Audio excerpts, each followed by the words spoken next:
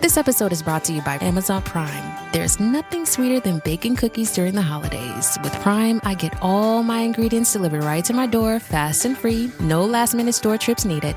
And of course, I blast my favorite holiday playlist on Amazon Music.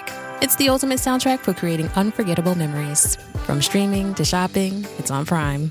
Visit Amazon.com/Prime to get more out of whatever you're into. How would you like a 15% discount to my daily email, the stack of stuff, the show notes, discounts to the conference, all of that? All you need to do is text the word show to 33777. You'll get the annual subscription with a 15% discount to my daily email. You'll get the stack of stuff, the links to the show notes, discounts to the conference, and so much more. All you have to do is text the word show, SHOW, to 33777. Text show to 33777.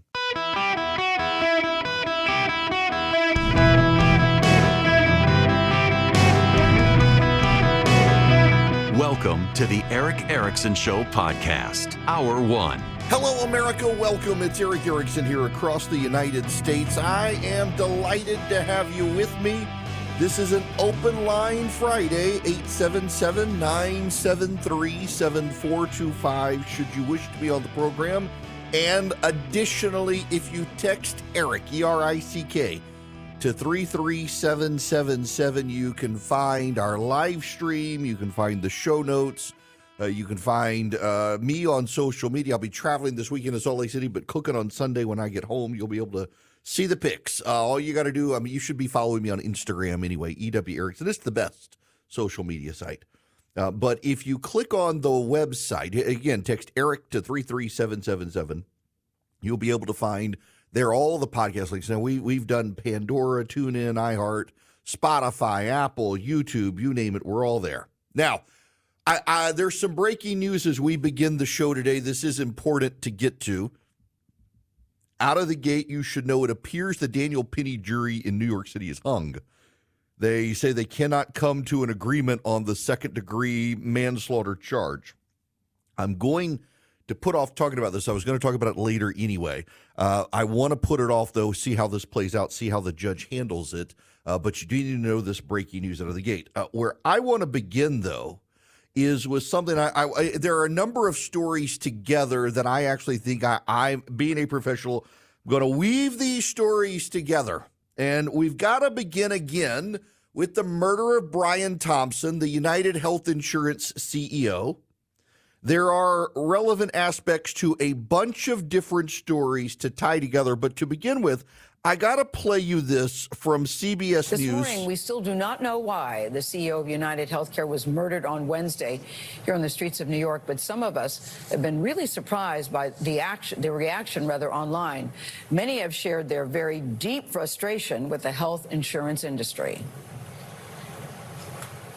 I have never seen Americans so united on something as I have over the last 24 hours. Okay, now, they play a number of social media clips of people venting, being happy that this guy died. This is Gayle King, and now I'm getting back to the panel discussion for this. She speaks for a lot of people there, but this really isn't about this tragedy. The videos of the doctors talking about their frustrations with insurers are from before the shooting. I had billed $12 and change for a patient's. Now, you see what they're doing is they're now making this about a larger issue than the murder of the CEO. So we're getting all the doctors expressing frustrations, and now the panel. Understand why so many people are so very angry is CBS News medical contributor Dr. Celine Gounder. She's editor-at-large for public health at KFF Health News. Really glad to have you here, especially on this particular day. Listen, we can all agree that the system is broken. We all agree on that. But it seems that people are having a hard time separating the broken system for the person. The fact that so many people are gleeful is the word that this has happened to this man just sort of stuns me. How did we get here? Look, vigilante justice is not okay. Yeah. We do have a country of law and order where there are systems to address these issues, which we can talk about more. But look, to quote Al Sharpton, the rent is too damn high. Healthcare costs are too damn high.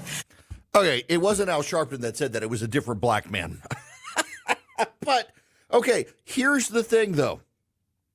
Yeah, people are gleeful. What's happening here, and CBS News is playing to this, and CBS News is part of the problem, is what's happening, particularly among the progressives, whether on the left or right. There are progressives on the right as well.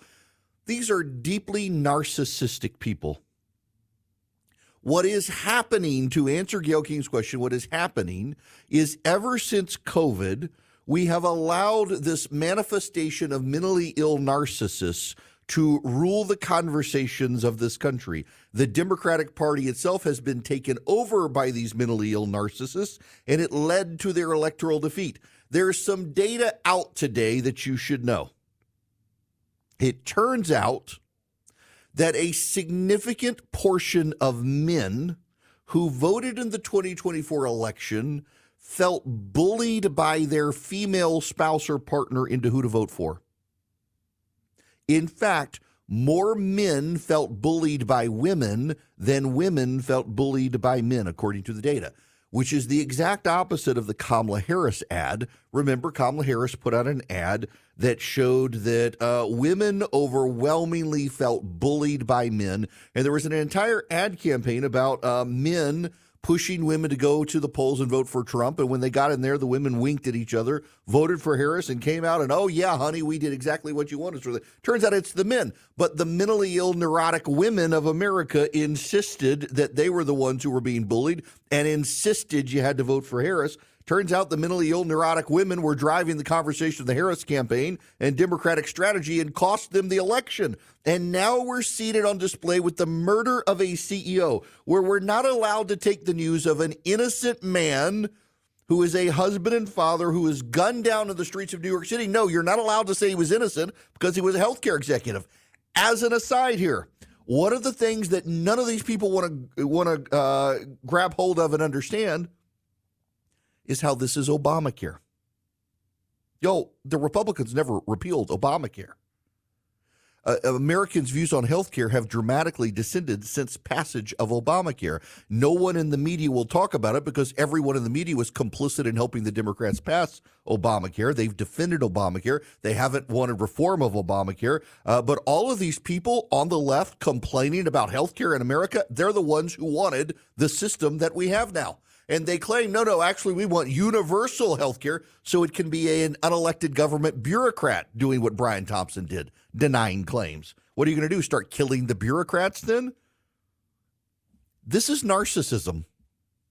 It is a narcissism on display. It's the same thing with the trans community. You got a group of mentally ill narcissists who've decided they need everyone to pay attention to them, so they shave most of their head, leave the rest of it alone and dye it purple, put in a nose ring, declare their pronouns it, zer, and demand that you bow before them and respect them. It is a mentally ill narcissism. Then it is, by the way, it's also not a coincidence that the most vocal people cheering on the murder of a healthcare CEO are the people cheering on the murder of Jews, cheering on the trans community and the mutilation of children, and cheering on every left-wing groupthink out there. It is a narcissistic hive mind of progressive mentality out there. These white kids who are protesting against Israel, they're not concerned about the Palestinians. They're concerned about feeling involved and being change agents. They want to feel good about themselves. They don't care about the Palestinians. God knows gays for Palestine are never actually going to Palestine. One, you can't find it on the map because it's not real. And two, if they actually went to Gaza, they'd be murdered for being gay. They're absolutely narcissistic people, and they're trying to run our society. And by the way, the media is feeding into this. I want to play this exchange with Kate Baldwin on, it's Brianna Keeler on CNN with Christian Wagner. You should know Christian Wagner is one of the greatest conservatives in the pro-life community. Hands down, one of the best people out there. Christian Wagner is fantastic. With the Alliance Defending Freedom, she is regularly vilified as some sort of terrorist by the left. Christian Wagner is brilliant, and she has this wonderful exchange with Brianna Keeler. But listen to Brianna Keeler in this conversation. I think a lot of people are confused about this issue. They don't know where they stand on it. But where is the room for a conversation about this? I love that we're having one right now in terms of a conversation, and that's what was at issue today. What kid, what girl is knows whether she's going to want to have a baby long term, or what testosterone will do to her uterus, or that she will increase her risk of heart attack by taking these drugs. Some of them do. No. None of them. No, I don't think None of them do. 85%, what we know from the science, and again, it's about not putting ideology over evidence, and that's what's happening here. Brianna Keeler posits that there are girls out there who know immediately they don't want to have children, or know immediately that they're actually boys trapped in girls' bodies. And we're talking kids here, children. And she just assumes that there must be that. I mean, that's what the left says. The narcissists on the left say it. So it must be true. And Kristen Wagner's like, actually, no, we know what the data says. It's not true. And by the way, my oldest is now 19. When she was 4 years old, she set up her piggy bank and started saving her coins. She wanted to go to SCAD, the Savannah College of Art Design. Ever since she was little, she has been interested in fashion and art, and she happens to be a very good artist. I don't say that as proud dad. I say that as guilty dad, because she was actually so good as a child in art that I assumed she was copying from other people. I mean, really, it was so good. I was like, there's no way my kid is capable of doing that. And yet my kid was capable of doing that. And she wanted to go to SCAD. And then one day a switch flipped and she said, you know what? I actually want to make rockets and blow up Chinese communists. And I was like, God bless you, child. She also decided that being my kid and being conservative and Christian, she wouldn't be a good fit at SCAD. And so she decided she wanted to be an engineer. She's actually now exploring options in college beyond engineering, chemistry, and data analytics, business stuff. But she grew out of the phase of I'm going to go. She's still a brilliant artist. And, sadly, I think the progressive folks that she's encountering in the art department might be like ruining her desire to be in art. I wish she'd still do it, but in any event, she changed her mind. And yet the left tells us that a little kid is not going to change their mind. We might as well go on and chop them up in various ways. It's narcissism.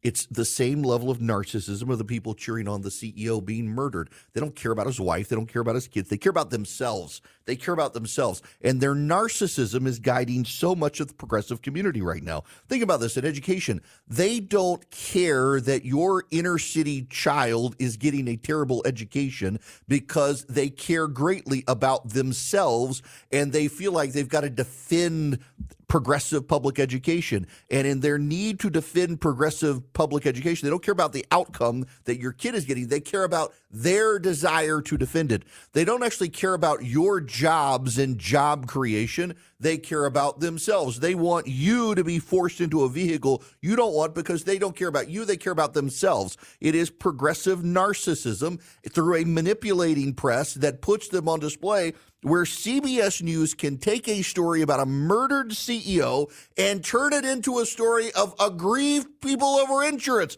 A man is dead, and they don't really care except to the extent that progressives get to vent about their insurance problems and pay no attention to the fact that they're the ones who wanted the problems. They wanted Obamacare. This is what they got. They got it because they wanted it, and now they're deeply malcontented by what they themselves desired. And you can't point that out to them. God, no. They'll be super defensive about it. We wanted universal health care. But this was your compromise to try to get there, and now you don't like it.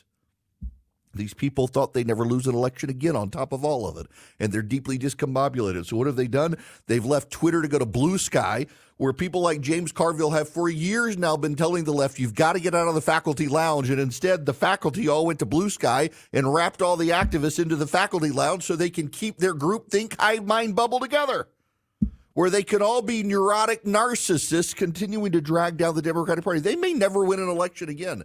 I got to tell you, though, that if you are cheering on the death of a healthcare CEO because you don't like health insurance, you actually are the problem. You are suffering some level of narcissism and mental illness. If that is your first reaction, that this man got what he deserved on behalf of everyone who's fought insurance, you are mentally ill. And that's most of the Democratic Party right now. AI might be the most important new computer technology ever. It's storming every industry. Everybody's talking about it. Billions of dollars invested. So buckle up. The problem is AI needs a lot of speed and processing power. So how do you compete without costs spiraling out of control? It's time to upgrade to the next generation of the cloud. Oracle Cloud Infrastructure, or OCI. OCI is a single platform for your infrastructure, database, application development, and AI needs. OCI has 4 to 8 times the bandwidth of other clouds, offers one consistent price instead of variable regional pricing, and of course, nobody does data better than Oracle. So now you can train your AI models at twice the speed and less than half the cost of other clouds. If you want to do more and spend less, like Uber, 8x8, Databricks, Mosaic, take a free test drive of OCI at oracle.com/Erickson, ERICKSON. That's oracle.com/Erickson, oracle.com/Erickson. Go check them out today. Hello and welcome. It is Eric Erickson. It is an open line Friday, 877-973-7425. Should you wish to be on the program, very delighted to have you with me. Y'all, it is, I don't think, a coincidence when we look online at the people who are the loudest supporters of Hamas, when we look at the people who are the loudest cheerers on of this murderer in New York City, when we look at all of these things, so many of them are college professors. I don't think it's a coincidence. What I've noticed over the last 72 hours are a number of college professors who are victim studies professors, anti-violence professors, philosophers, psychologists, sociologists, whatever. They're cheering on the murder of the CEO in New York, and they're the same ones who have cheered on Hamas. They're the same ones who have supported students harassing Jewish students.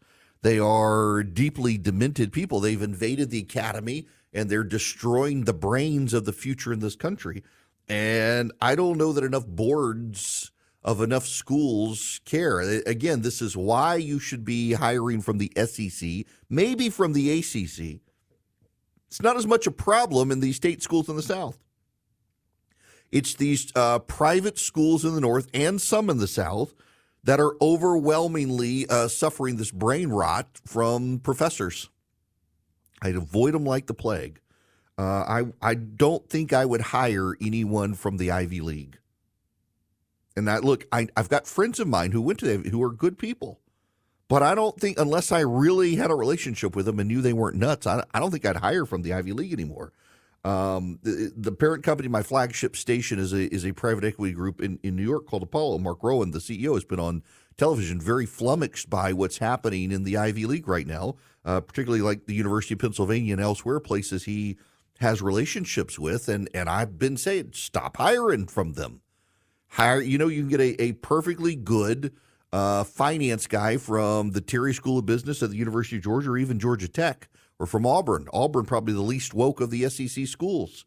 Hire from those people. Stop hiring from the Ivy League, and you're immediately going to improve your personnel. It's like the god-awful sexual harassment training you got to do now, put together by these Ivy League people who try to, like yesterday, I was lectured the Billy Graham rule is a bad rule. No, actually, it's a very good rule. Only the people who go to Ivy League schools think it's a bad rule. It's a very good rule, but they don't like Billy Graham anyway. You got to get out of the brain rot of the Ivies. All right, I got to tell you about Swiss America. Banks collapsing around the country, others worried. Community banks now unable to get off the ground due to banking regulations by the Biden administration.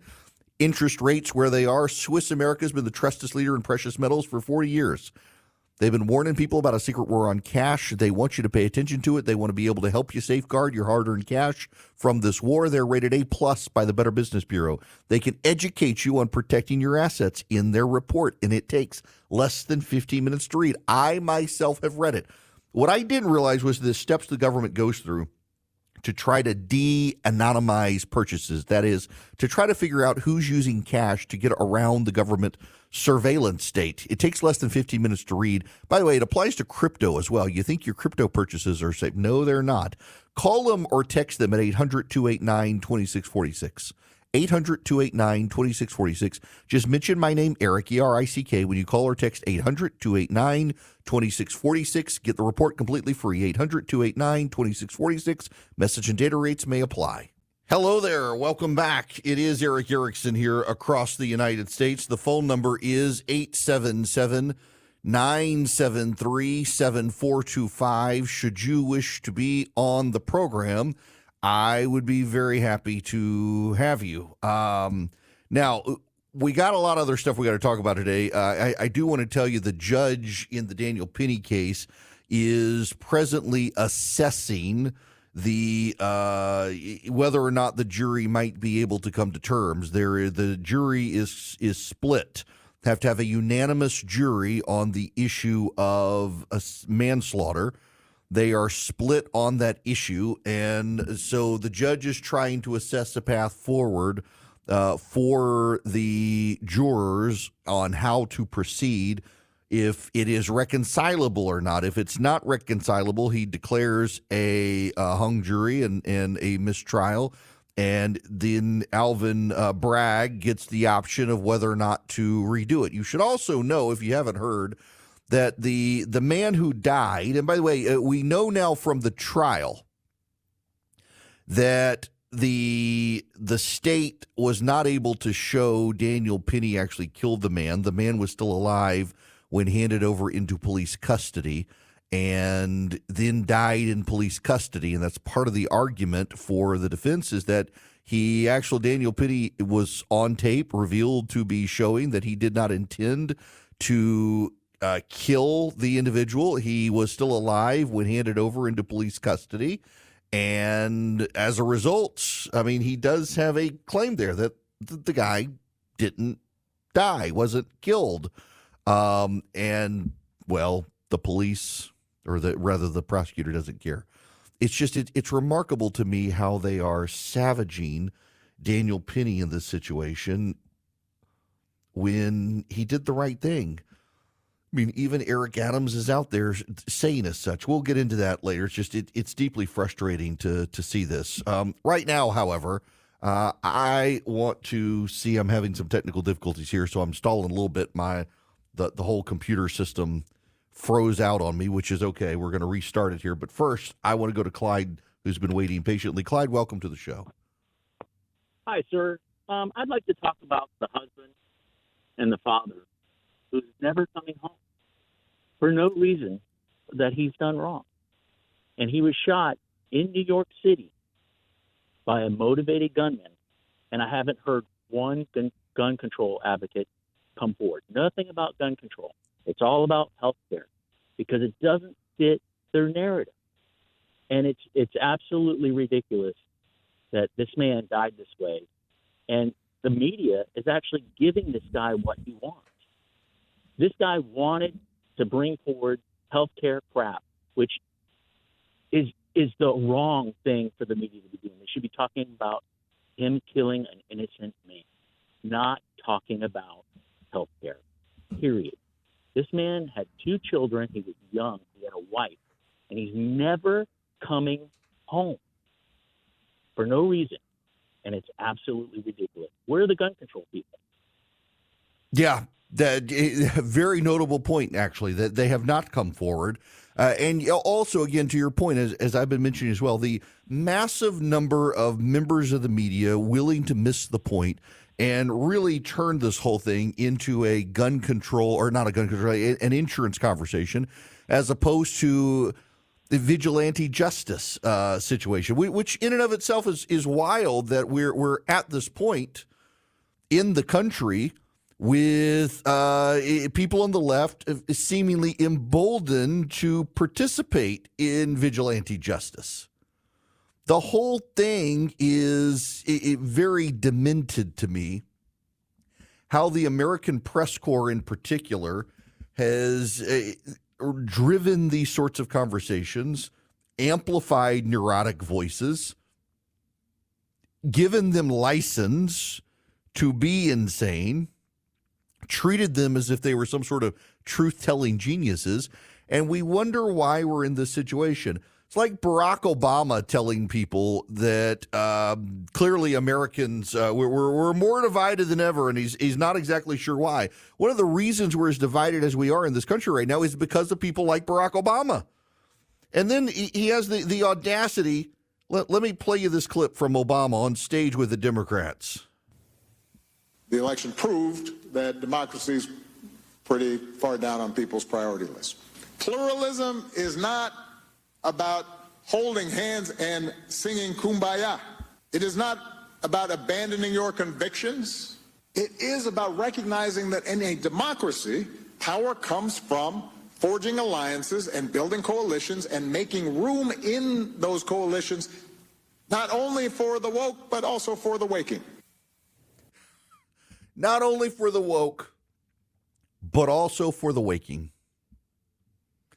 Not only for the woke, but also for the waking. It's seemingly a great line there by Barack Obama. Problem is, Obama's part of the problem. There is a staggering level of arrogance in Barack Obama, who was never going to be held accountable by the media because so many of them had jobs with him and love him, to stand on stage and say, turns out democracy is not a high priority for people. Actually, democracy was a high priority for people. Almost as many people voted in this election as voted in 2020. It's like 1.9 million fewer people voted this time than last time. Pretty high number of people turned out and voted. Not only did they vote, they voted to reject the party that they thought was a threat to democracy. In fact, we know this from the data. Majority of Americans who viewed democracy under attack voted for Donald Trump, something that Barack Obama doesn't want to say. And one of the things that they're doing right now systematically on the Democratic side is trying to smear every single one of Donald Trump's potential cabinet picks. I got to make sure everybody is aware of what's actually happening, because I don't actually know that most of you really appreciate what's going on with some of the talking points out there. So there is a talking point that Joni Ernst, the senator from Iowa, is trying to sabotage Pete Hegseth's nomination. Now, she's withholding her support so far. They've had some discussions, but she's not publicly committing to voting for him. People are like, see, that's sabotage. No. That's her prerogative as a senator, and that's not what people are talking about.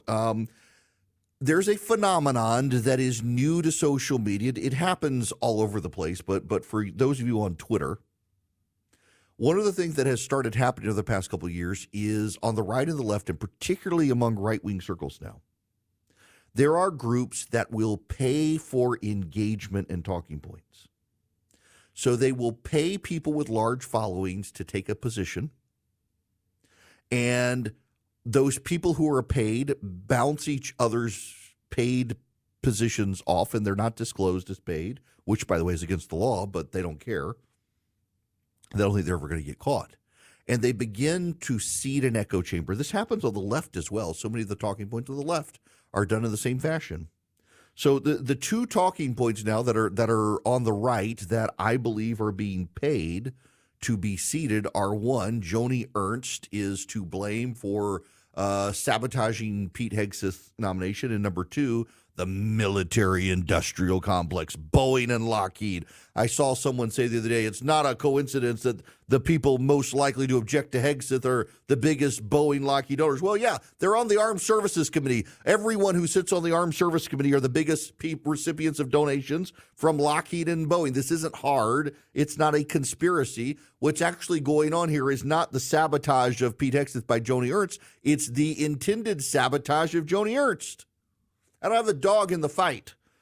But just so you understand, Joni Ernst was on the short list to be defense secretary, and people who identify primarily as MAGA, they don't like her for a lot of reasons, some of them very good. She, for example, has supported women in the draft. I think it's a terrible idea, but she supported it. She's also been a Republican who hasn't necessarily opposed trans soldiers.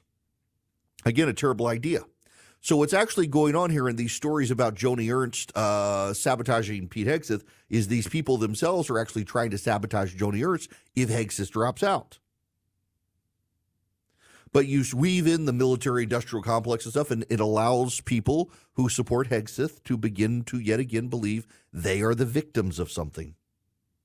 And keeping people believing they're victims is highly profitable for a lot of people. What's actually happening here is Hegseth has problems. He has problems in his background, and there actually are questions as to whether or not he's qualified to run the biggest bureaucracy in the federal government, one that is badly in need of reform. And some of the people who would give him the benefit of the doubt privately aren't sure he's up for the job of an institution that badly needs reform.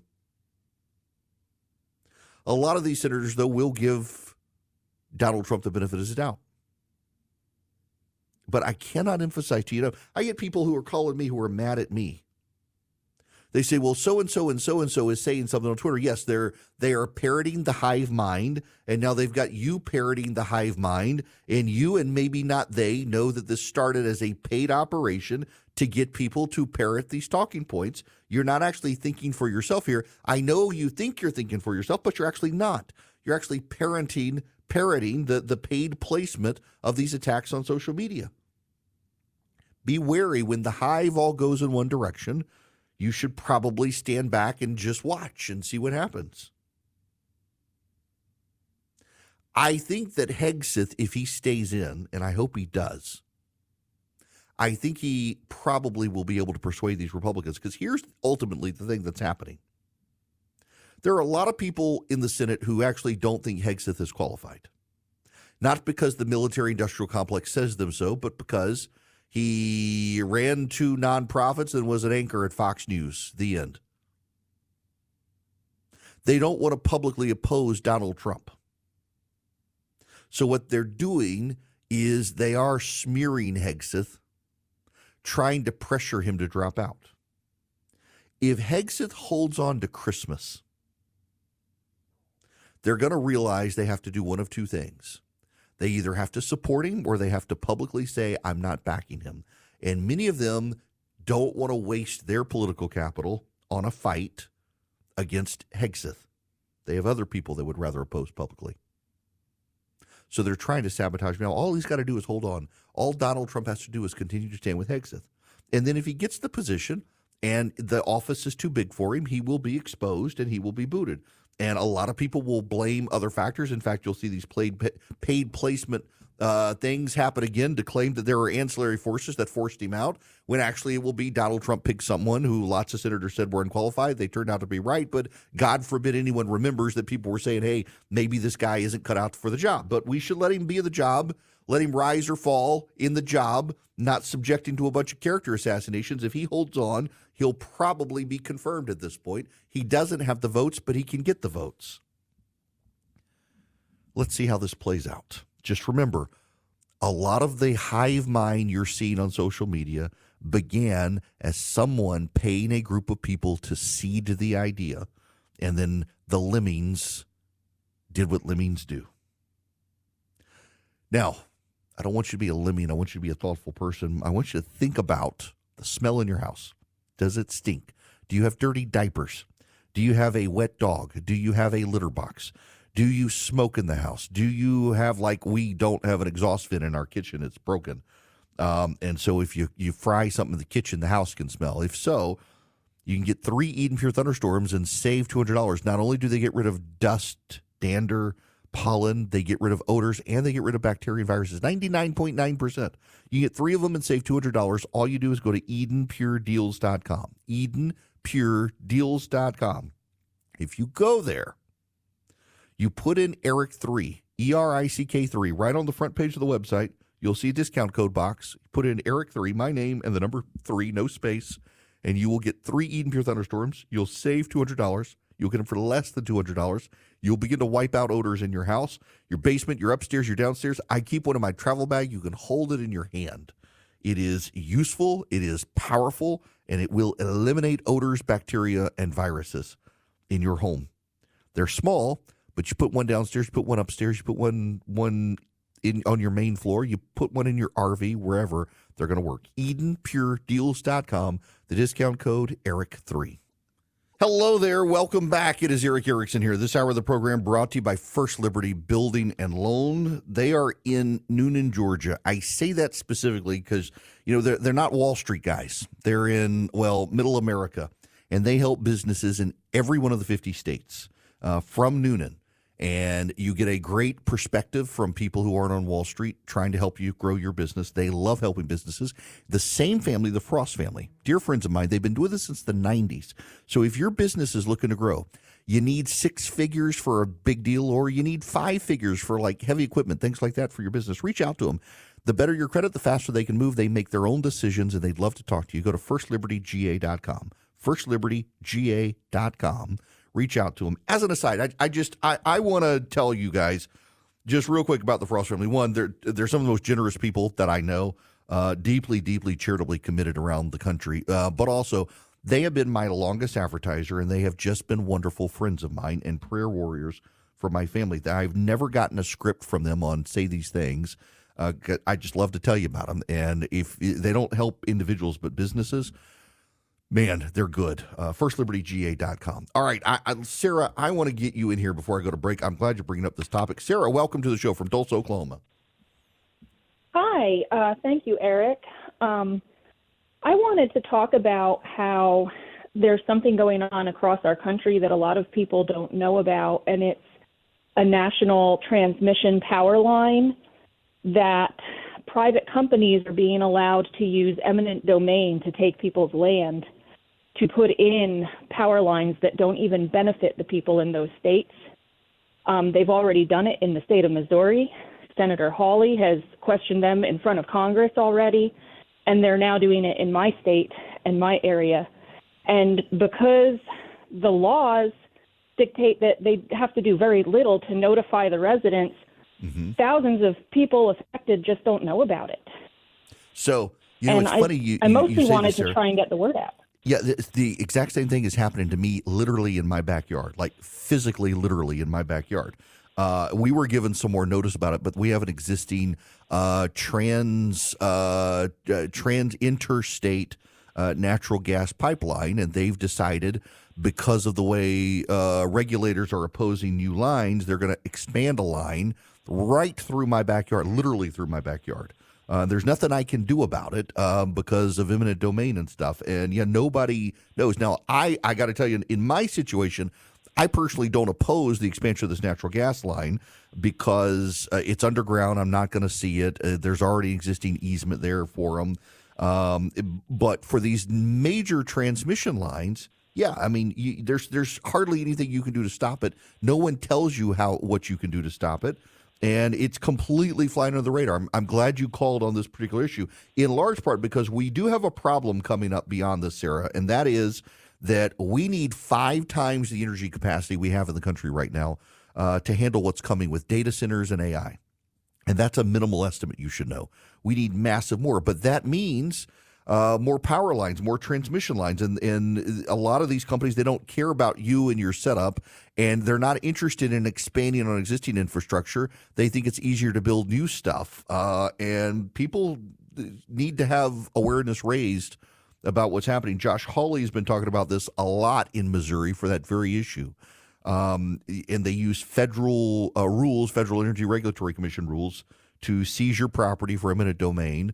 And oftentimes they're not putting your property back in good position. Even though they're using minimal footprint to put up their towers, they're messing a lot of people up. So I'm glad you called and raised that. When we come back, speaking of federal government, Mike Johnson, the Speaker of the House, is telling people you got to go back to work next year, and feds are quitting their jobs.